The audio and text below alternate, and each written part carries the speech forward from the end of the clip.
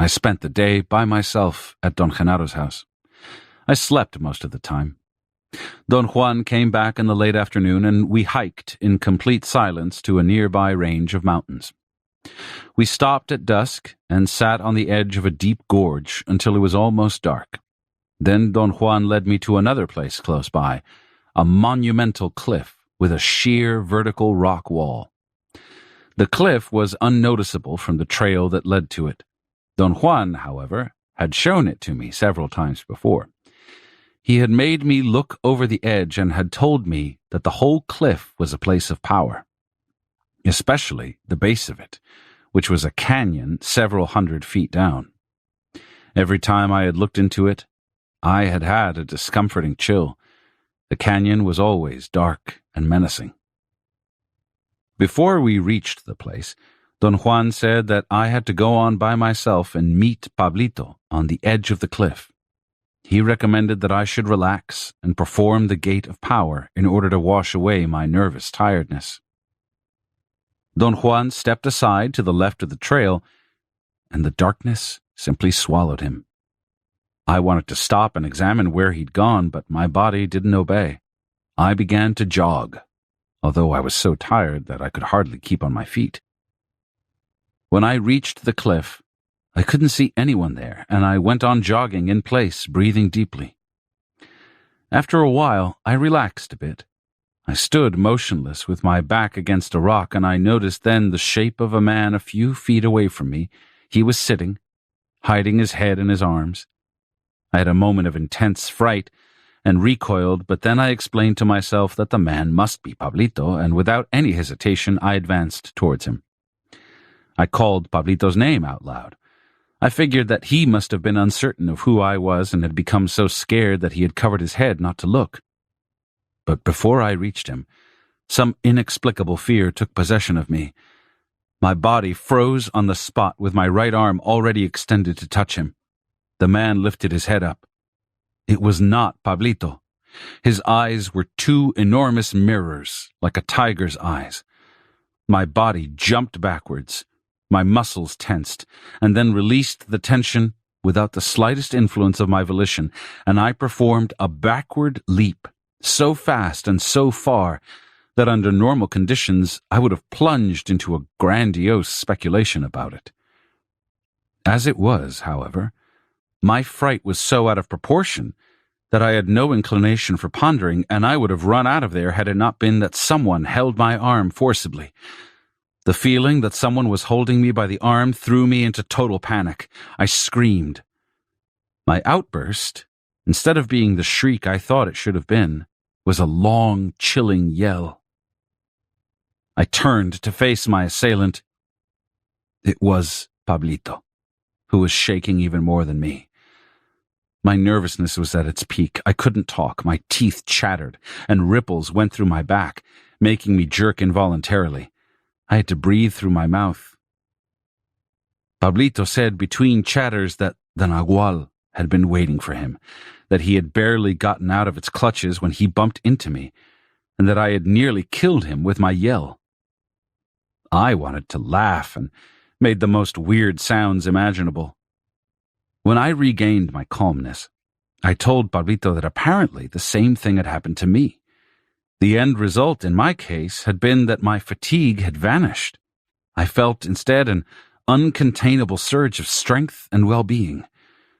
Pablito seemed to be experiencing the same sensations.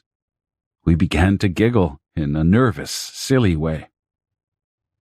I heard the sound of soft and careful steps in the distance. I detected the sound before Pablito. He appeared to react to my stiffening. I had the certainty that someone was approaching the place where we were. We turned in the direction of the sound. A moment later, the silhouettes of Don Juan and Don Genaro became visible. They were walking calmly and stopped 4 or 5 feet away from us. Don Juan was facing me, and Don Genaro faced Pablito. I wanted to tell Don Juan that something had scared me nearly out of my wits, but Pablito squeezed my arm. I knew what he meant. There was something strange about Don Juan and Don Genaro. As I looked at them, My eyes began to get out of focus. Don Genaro gave a sharp command.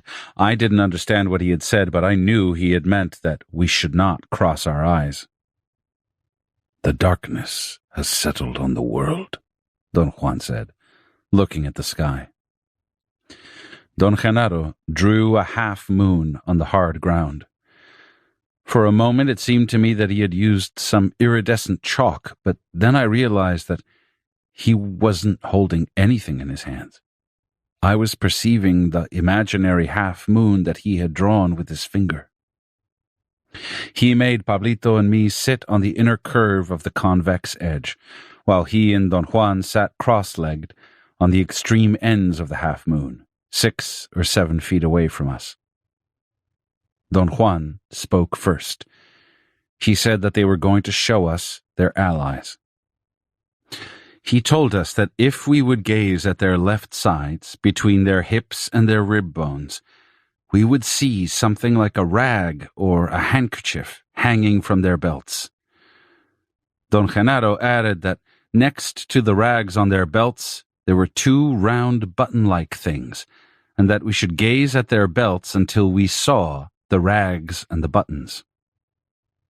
Before Don Genaro had spoken, I had already noticed some flat item, like a piece of cloth, and 1 round pebble that hung from their belts. Don Juan's allies were darker and more menacing than Don Genaro's.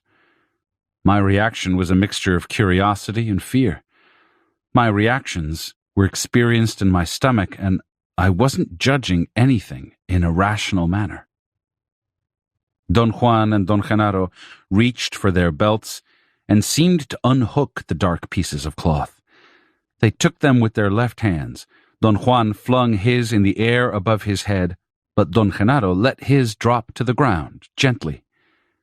The pieces of cloth stretched, as if the hurling and the dropping had made them spread like perfectly smooth handkerchiefs. They descended slowly, bobbing like kites. The movement of Don Juan's ally was the exact replica of what I had perceived him doing when he had whirled around days before. As the pieces of cloth got closer to the ground, they became solid, round, and massive. They first curled, as though they had fallen over a doorknob. Then they expanded. Don Juan's grew into a voluminous shadow. It took the lead and moved towards us, crushing small rocks and hard lumps of dirt. It came within 4 or 5 feet of us, to the very dip of the half-moon between Don Juan and Don Genaro. At one moment I thought it was going to roll over us and pulverize us. My terror at that instant was like a burning fire. The shadow in front of me was gigantic, perhaps 14 feet high and 6 feet across. It moved as if it were feeling its way around with no eyes. It jerked and wobbled. I knew that it was looking for me. Pablito, at that moment, hid his head against my chest.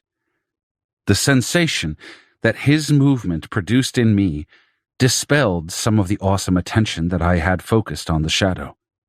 The shadow seemed to become disassociated, judging by its erratic jerks, and then it moved out of sight, merging with the darkness around. I shook Pablito. He lifted his head and let out a muffled scream. I looked up. A strange man was staring at me.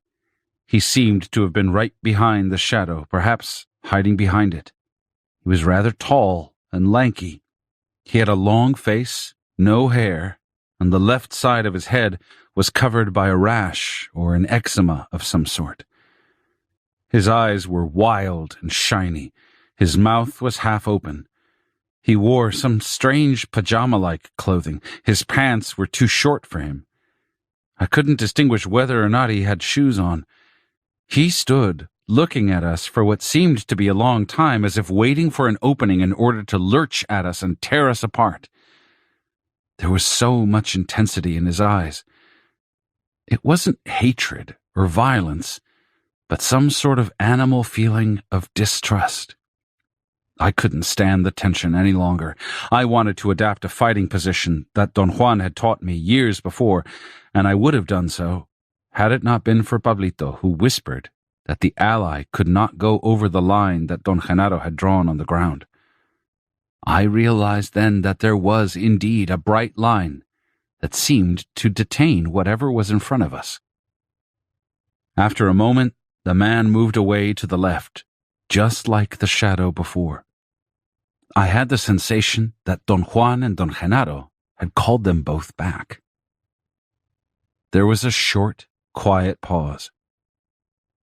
I couldn't see Don Juan or Don Genaro anymore. They were no longer sitting on the points of the half-moon.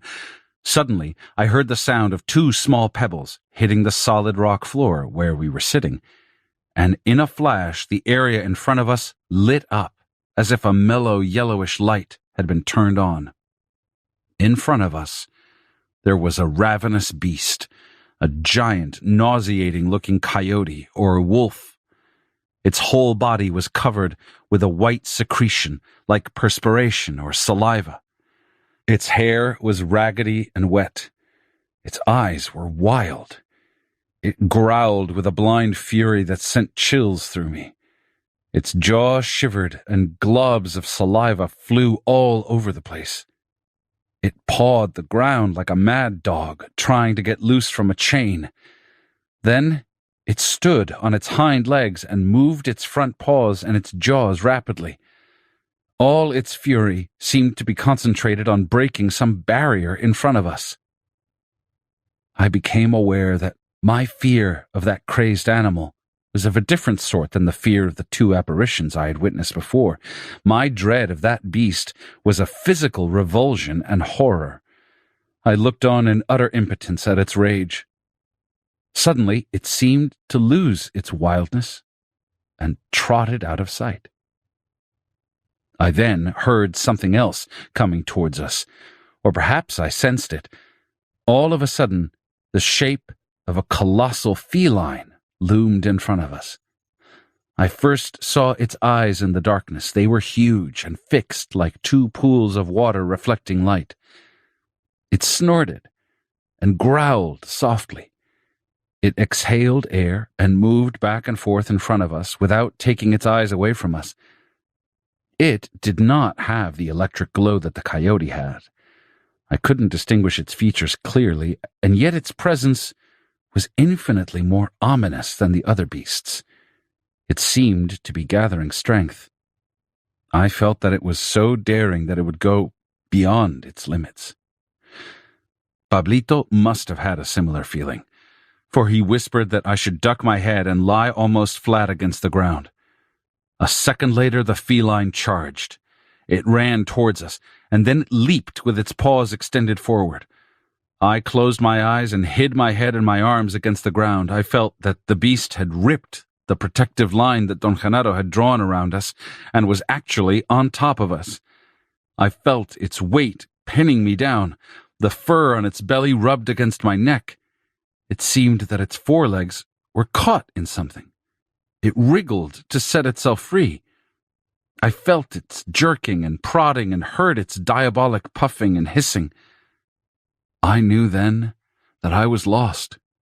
I had a vague sense of a rational choice, and I wanted to resign myself calmly to my fate of dying there, but I was afraid of the physical pain of dying under such awful circumstances.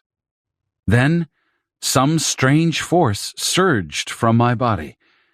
It was as if my body refused to die and pooled all its strength in one single point, my left arm and head. I felt an indomitable surge coming through it. Something uncontrollable was taking possession of my body, something that forced me to push the massive, malignant weight of that beast off of us. Pablito seemed to have reacted in the same fashion, and we both stood up at once. There was so much energy created by both of us that the beast was flung like a rag doll. The exertion had been supreme. I collapsed on the ground, panting for air. The muscles of my stomach were so tense that I couldn't breathe. I didn't pay any attention to what Pablito was doing. I finally noticed that Don Juan and Don Genaro were helping me to sit up. I saw Pablito spread on the ground, face down with his arms outstretched. He seemed to have fainted. After they had made me sit up, Don Juan and Don Genaro helped Pablito. Both of them rubbed his stomach and back. They made him stand up again, and after a while, he could sit up by himself again. Don Juan and Don Genaro sat on the ends of the half-moon, and then they began to move in front of us, as if a rail existed between the 2 points, a rail that they were using to shift their positions back and forth from one side to the other. Their movements made me dizzy. They finally stopped next to Pablito and began to whisper in his ear. After a moment they stood up, all three of them at once, and walked to the edge of the cliff. Don Genaro lifted Pablito as if he were a child. Pablito's body was stiff like a board. Don Juan held Pablito by the ankles. He whirled him around, seemingly to gain momentum and force, and finally he let go of his legs and hurled his body out over the abyss, away from the edge of the cliff. I saw Pablito's body against the dark western sky. It described circles, just like Don Juan's body had done days before. The circles were slow. Pablito seemed to be gaining altitude instead of falling down. Then the circling became accelerated. Pablito's body twirled like a disc for a moment, and then it disintegrated. I perceived that it had vanished in thin air. Don Juan and Don Genaro came to my side, squatted by me, and proceeded to whisper in my ears. Each said something different, yet I had no trouble in following their commands. It was as if I became split the instant they uttered their first words. I felt that they were doing with me what they had done with Pablito. Don Genaro made me whirl, and then I had the thoroughly conscious sensation of spinning or floating for a moment. Next, I was rushing through the air, plummeting down to the ground at a tremendous speed. I felt, as I was falling, that my clothes were ripping off, then my flesh fell off, and finally only my head remained. I had the very clear sensation that as my body became dismembered, I lost my superfluous weight, and thus my falling lost its momentum, and my speed decreased. My descent was no longer a vertigo. I began to move back and forth like a leaf. Then my head was stripped of its weight, and all that was left of me was a square centimeter, a nugget, a tiny pebble-like residue. All my feeling was concentrated there. Then the nugget seemed to burst, and I was 1,000 pieces. I knew, or something somewhere knew, that I was aware of the 1,000 pieces at once. I was the awareness itself. Then some part of that awareness began to be stirred. It rose, grew, it became localized, and little by little I regained the sense of boundaries, consciousness, or whatever, and suddenly the me I knew and was familiar with erupted into the most spectacular view of all the imaginable combinations of beautiful scenes. It was as if I were looking at thousands of pictures of the world, of people, of things. The scenes then became blurry. I had the sensation that they were being passed in front of my eyes at a greater speed until I couldn't single out any of them for examination. Finally, it was as if I were witnessing the organization of the world rolling past my eyes in an unbroken, endless chain. I suddenly found myself standing on the cliff with Don Juan and Don Genaro. They whispered that they had pulled me back, and that I had witnessed the unknown that no one can talk about. They said that they were going to hurl me into it once more, and that I should let the wings of my perception unfold and touch the tonal and the nagual at once, without being aware of going back and forth from from one to the other. I again had the sensations of being tossed, spinning and falling down at a tremendous speed. Then I exploded. I disintegrated. Something in me gave out. It released something I had kept locked up all my life. I was thoroughly aware then that my secret reservoir had been tapped and that it poured out unrestrainedly. There was no longer the sweet unity I call me. There was nothing, and yet that nothing was filled. It wasn't light or darkness, hot or cold, pleasant or unpleasant. It wasn't that I moved or floated or was stationary. Neither was I a single unit, a self as I am accustomed to being. I was a myriad of selves, which were all me, a colony of separate units that had a special allegiance to one another and would join unavoidably to form one single awareness, my human awareness. It wasn't that I knew beyond the shadow of a doubt, because there was nothing I could have known with, but all my single awarenesses knew that the I, the me of my familiar world, was a colony, a conglomerate of separate and independent feelings that had an unbending solidarity to one another. The unbending solidarity of my countless awarenesses, the allegiance that those parts had for another, was my life force. A way of describing that unified sensation would be to say that those nuggets of awareness were scattered. Each one of them was aware of itself, and none was more predominant than the other. Then something would stir them, and they would join and emerge onto an area where all of them had to be pooled in one clump, the me I know. As me, myself, then I would witness a coherent scene of worldly activity, or a scene that pertained to other worlds, and which I thought must have been pure imagination, or a scene that pertained to pure thinking, that is. I had views of intellectual systems, or of ideas strung together as verbalizations. In some scenes, I talked to myself to my heart's content. After every one of those coherent views, the me would disintegrate and be nothing once more. During one of those excursions into a coherent view, I found myself on the cliff with Don Juan.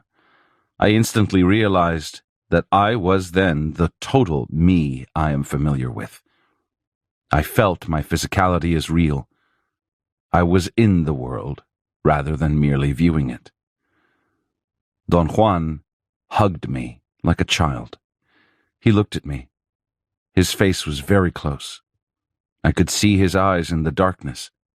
They were kind. They seemed to hold a question. I knew what it was. The unspeakable was truly unspeakable. "Well?"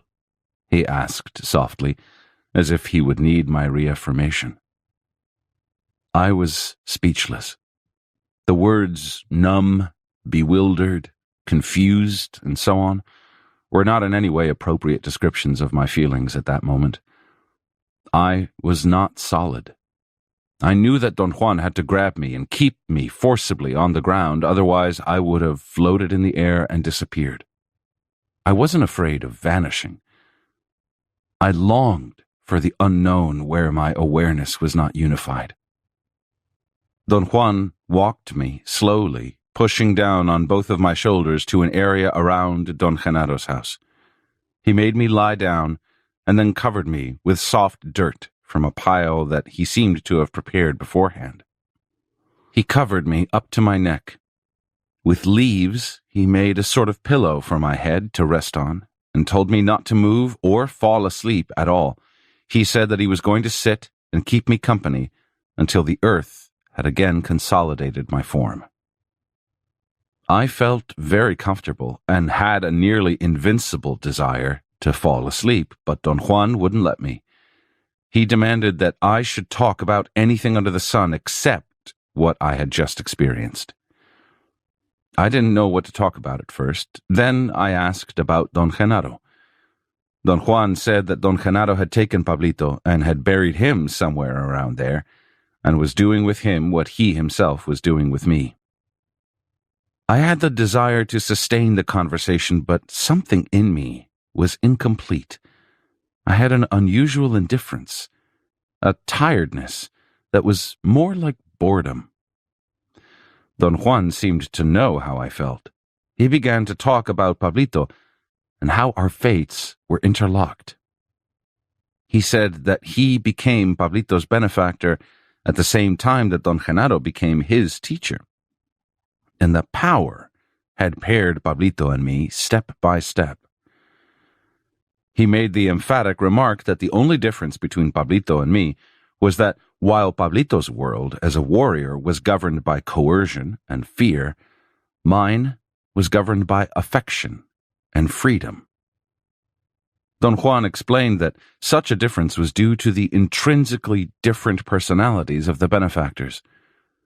Don Genaro was sweet and affectionate and funny, while he himself was dry, authoritarian, and direct. He said that my personality demanded a strong teacher but a tender benefactor, and that Pablito was the opposite. He needed a kind teacher and a stern benefactor. We talked for a while longer, and then it was morning. When the sun appeared over the mountains on the eastern horizon, he helped me to get up from under the dirt. After I woke up in the early afternoon, Don Juan and I sat by the door of Don Genaro's house. Don Juan said that Don Genaro was still with Pablito, preparing him for the last encounter. "Tomorrow you and Pablito will go into the unknown," he said. "I must prepare you for it now.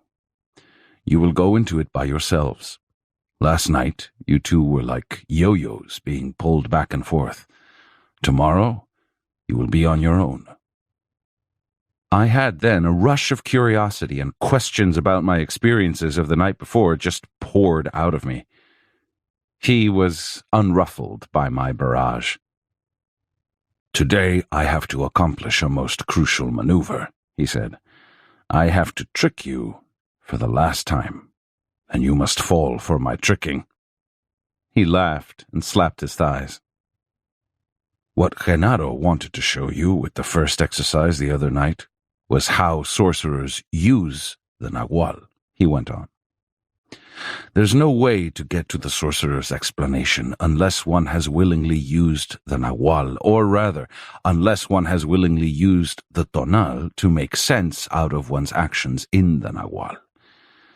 Another way of making all this clear is to say that the view of the tonal must prevail if one is going to use the Nahual the way sorcerers do." I told him that I had found a blatant incongruity in what he had just said. On the one hand, he had given me 2 days before an incredible recapitulation of his studied acts over a period of years, acts designed to affect my view of the world, and on the other hand, he wanted that same view to prevail. "One thing has nothing to do with the other," he said. "Order in our perception is the exclusive realm of the tonal. Only there can our actions have a sequence. Only there are they like stairways where one can count the steps. There is nothing of that sort in the Nahual. Therefore, the view of the tonal is a tool, and as such it is not only the best tool, but the only one we've got. Last night your bubble of perception opened, and its wings unfolded. There is nothing else to say about it. It is impossible to explain what happened to you, so I'm not going to attempt to, and you shouldn't try to either. It should be enough to say that the wings of your perception were made to touch your totality. Last night you went back and forth from the Nahual to the tonal, time and time again.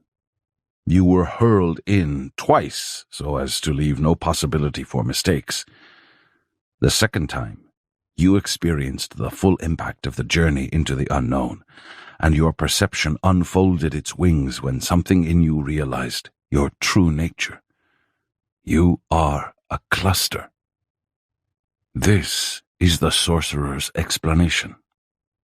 The Nahual is the unspeakable. All the possible feelings and beings and selves float in it like barges, peaceful, unaltered, forever. Then the glue of life binds some of them together. You yourself found that out last night, and so did Pablito, and so did Genaro the time he journeyed into the unknown, and so did I. When the glue of life binds those feelings together, a being is created, a being that loses the sense of its true nature and becomes blinded by the glare and clamor of the area where beings hover, the tonal. The tonal is where all the unified organization exists. A being pops into the tonal once the force of life has bound all the needed feelings together. I said to you once that the tonal begins at birth and ends at death. I said that because I know that as soon as the force of life leaves the body, all those single awarenesses disintegrate and go back again to where they came from, the nagual. What a warrior does in journeying into the unknown is very much like dying, except that his cluster of single feelings do not disintegrate, but expand a bit, without losing their togetherness. At death, however, they sink deeply and move independently as if they had never been a unit. I wanted to tell him how completely homogeneous were his statements with my experience, but he didn't let me talk. There is no way to refer to the unknown, he said. One can only witness it. The sorcerer's explanation says that each of us has a center from which the nagual can be witnessed, the will. Thus, a warrior can venture into the nagual and let his cluster arrange and rearrange itself in any way possible. I've said to you that the expression of the nagual is a personal matter. I meant that it is up to the individual warrior himself to direct the arrangement and rearrangements of that cluster. The human form or human feeling is the original one. Perhaps it is the sweetest form of them all to us.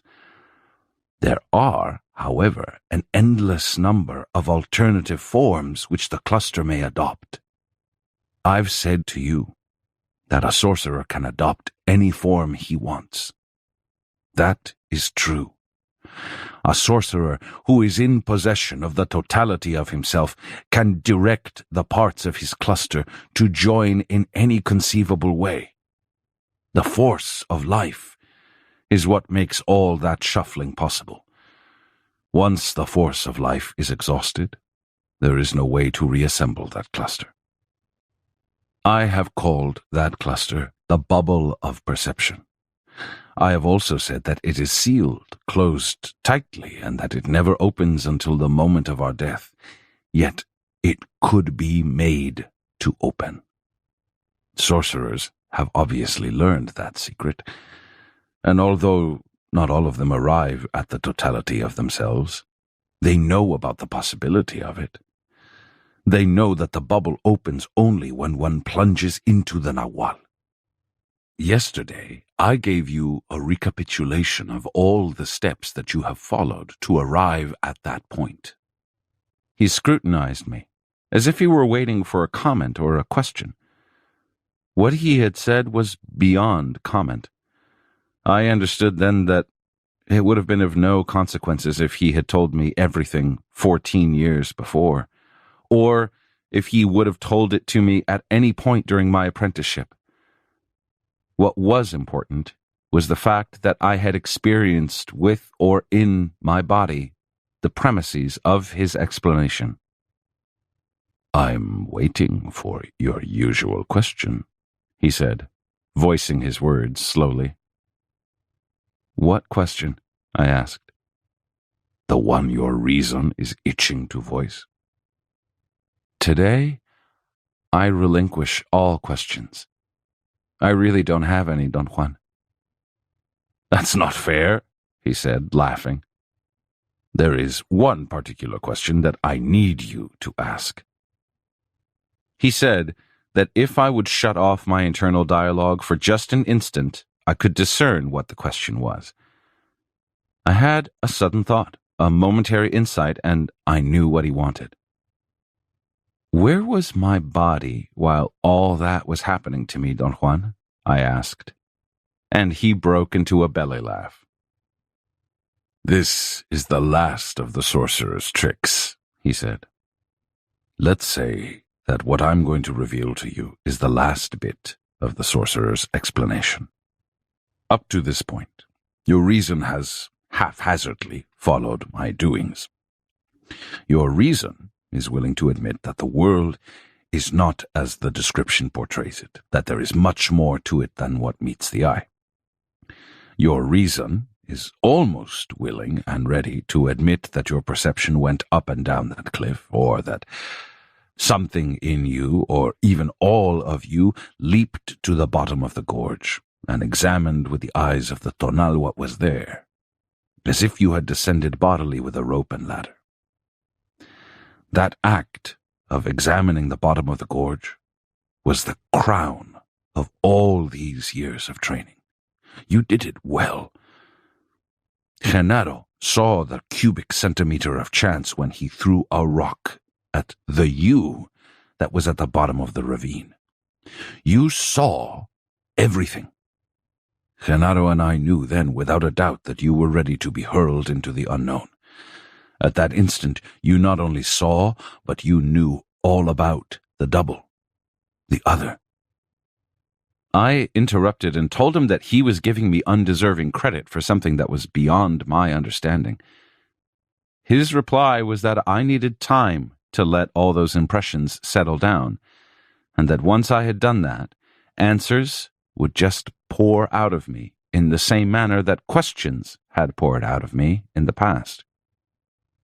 The secret of the double is in the bubble of perception, which in your case that night was at the top of the cliff and at the bottom of the gorge at the same time, he said. The cluster of feelings can be made to assemble instantly anywhere. In other words, one can perceive the here and the there at once. He urged me to think and remember a sequence of actions which he said were so ordinary that I had almost forgotten them. I didn't know what he was talking about. He coaxed me to try harder. Think about your hat, he said, and think what Genaro did with it. I had a shocking moment of realization. I had forgotten that Don Genaro had actually wanted me to take off my hat because it kept on falling off, blown by the wind. But I didn't want to let go of it. I had felt stupid being naked. Wearing a hat, which I ordinarily never do, gave me a sense of strangeness. I was not really myself, in which case being without clothes was not so embarrassing. Don Genaro had then attempted to change hats with me, but his was too small for my head. He made jokes about the size of my head and the proportions of my body, and finally he took my hat off and wrapped my head with an old poncho, like a turban.